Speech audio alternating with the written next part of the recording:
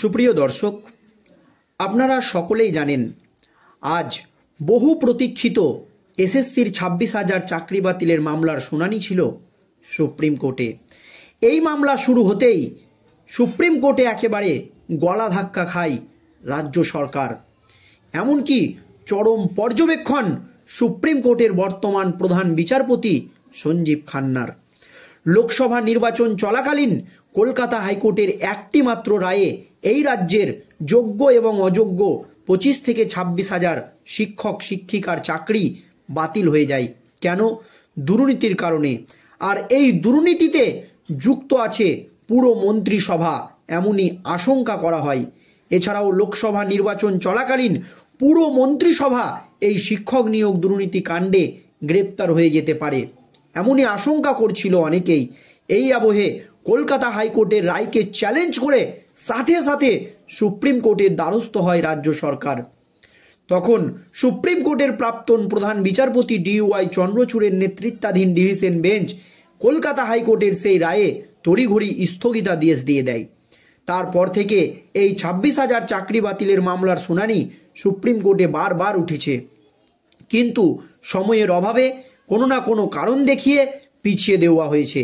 তবে সুপ্রিম কোর্টের প্রধান বিচারপতি পদে সঞ্জীব খান্না বসেই তিনি জানিয়ে দিয়েছেন যে সমস্ত মামলা দীর্ঘদিন ধরে সুপ্রিম কোর্টে ঝুলে রয়েছে সেই সমস্ত মামলার দ্রুত তিনি নিষ্পত্তি করবেন। এর জন্য যা যা করণীয় তিনি তাই করবেন। এরপর চন্দ্রচূড়ের আমলে চলা একাধিক নীতির পরিবর্তন করেছেন সঞ্জীব খান্না। দর্শক, আপনারা জানেন এই মামলা সুপ্রিম কোর্টে উঠতেই রাজ্যের আইনজীবী অভিষেক মনু সিংভি সুপ্রিম কোর্টের প্রধান বিচারপতির কাছে দাবি জানান যে এই মামলা অতিরিক্ত জটিল মামলা। এই মামলার জন্য রাজ্য সরকারকে আরও কিছুদিন সময় দেওয়া হোক, এমনকি এই মামলার শুনানি পিছিয়ে দেওয়া হোক। তখন সুপ্রিম কোর্টের বর্তমান প্রধান বিচারপতি সঞ্জীব খান্না পরিষ্কার জানিয়ে দেন কোনো জটিলতা কোনো জটিলতা নেই, এই মামলার দ্রুত নিষ্পত্তি করতে হবে। এরপরই রাজ্য সরকারকে তুলোধনা করেন সুপ্রিম কোর্টের বর্তমান প্রধান বিচারপতি সঞ্জীব খান্না। এমনকি আইনজীবী ফিরদৌস শামীমের দাবিকেই গুরুত্ব দেন বা দাবিকেই মান্যতা দেন সুপ্রিম কোর্টের প্রধান বিচারপতি। ঠিক কি হয়েছে আজ সুপ্রিম কোর্টে দেখুন। বৃহস্পতিবার এসএসসির 26,000 চাকরি বাতিল মামলার শুনানি শুরু হয়েছে সুপ্রিম কোর্টে। গত বৃহস্পতিবার ওই মামলার শুনানি হওয়ার কথা ছিল, কিন্তু সেই দিন শুনানি হয়নি। প্রধান বিচারপতি সঞ্জীব খান্না এবং বিচারপতি সঞ্জয় কুমারের বেঞ্চে আজ মামলাটি শুনানির জন্য নির্দিষ্ট করা হয়েছিল আগেই। সেই মতো সকাল 11টার আগে মামলাটি শোনা শুরু করে শীর্ষ আদালতের বিচারপতিরা। রাজ্যের আইনজীবীকে মামলা শুরু করতে বলা হয়। রাজ্যের আইনজীবী বলেন 2016 সালে 4টি ক্যাটাগরিতে নিয়োগ করে রাজ্য। নিয়োগ প্রক্রিয়া ওয়েস্ট বেঙ্গল এসএসসির নজরদারিতে হয়েছিল। হাইকোর্টের নির্দেশে 25,000-এরও বেশি চাকরি বাতিল হয়ে যায়। রাজ্য সরকার স্বীকার করেছিল নিয়োগ দুর্নীতি হয়েছে। তারা সুপার নিউমেরিক পোস্ট তৈরি করে ওয়েট লিস্টে প্রার্থীদের নিয়োগ করার সিদ্ধান্ত নেয়। হাইকোর্ট সেই সুপার নিউমেরিক পোস্টের নিয়োগেও স্থগিতাদেশ দিয়েছিল।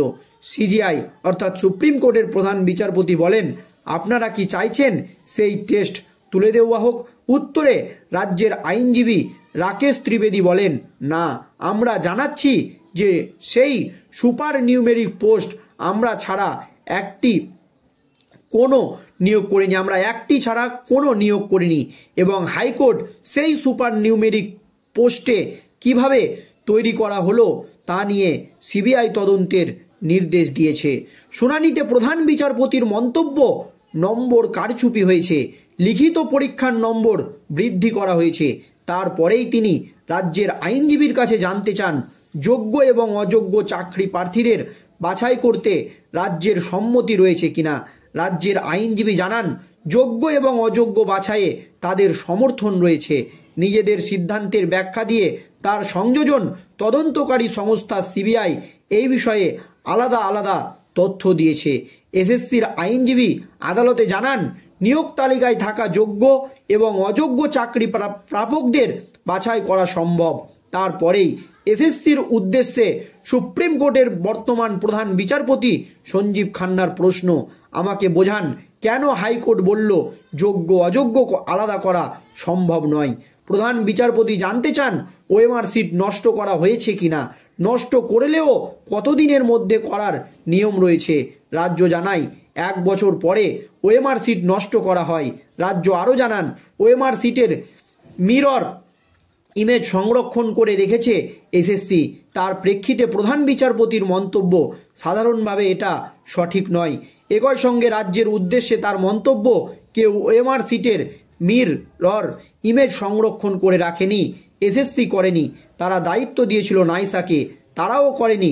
নাইসা আবার স্ক্যানটেককে তথ্য দেয়, তারাও সংরক্ষণ করেনি। স্ক্যানটেক স্ক্যান করেই ছেড়ে দিয়েছিল। এসএসসিকে দুষে রাজ্যের আইনজীবী বলেন, কোনো টেন্ডার ছাড়াই নাইসাকে দায়িত্ব দিয়েছিল এসএসসি, তারা কেন এমন করলো স্পষ্ট নয়। প্রধান বিচারপতি বলেন, অনেক কিছু গোপন করা হয়েছে, একটা জিনিস পরিষ্কার, আসল এবং স্ক্যান ওএমআর সিট একই নয়। সিজেআই বলেন, আপনারা বলছেন টেন্ডার এবং আনটেন্ডার আলাদা করা সম্ভব, কিন্তু ওএমআর সিট যেটা বেসিক কাগজ ইস্যু হলো, যেহেতু অরিজিনাল ওএমআর সিট নেই তাই এটা সম্ভব নয়। স্ক্যান কপি এবং অরিজিনাল ওএমআর সিট একই কপি। তাহলে তো হাইকোর্ট সঠিক জাজমেন্ট দিয়েছে না? হাইকোর্ট যে 26,000 চাকরি বাতিল মামলার সিদ্ধান্ত নিয়েছে সেটা তো সঠিক সিদ্ধান্ত নিয়েছে বলে জানিয়ে দেন সুপ্রিম কোর্টের বর্তমান প্রধান বিচারপতি সঞ্জীব খান্না। এরপরই রাজ্যের আইনজীবী বলেন, মামলা 2-3 বছর বাদে ফাইল করা হয়েছে এবং এসএসসির নিয়ম আছে 1 বছরের বেশি ওএমআর সিট রাখা হয় না, তাই জন্যই এই প্রশ্ন উঠছে।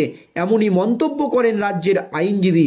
তারপরও সুপ্রিম কোর্টের বর্তমান প্রধান বিচারপতি সঞ্জীব খান্নার মত যে রাজ্য যে সিদ্ধান্ত নিয়েছে, সে রাজ্যের কোর্ট, এক কথায় কলকাতা হাইকোর্ট যে সিদ্ধান্ত নিয়েছে সেই সিদ্ধান্তই সঠিক।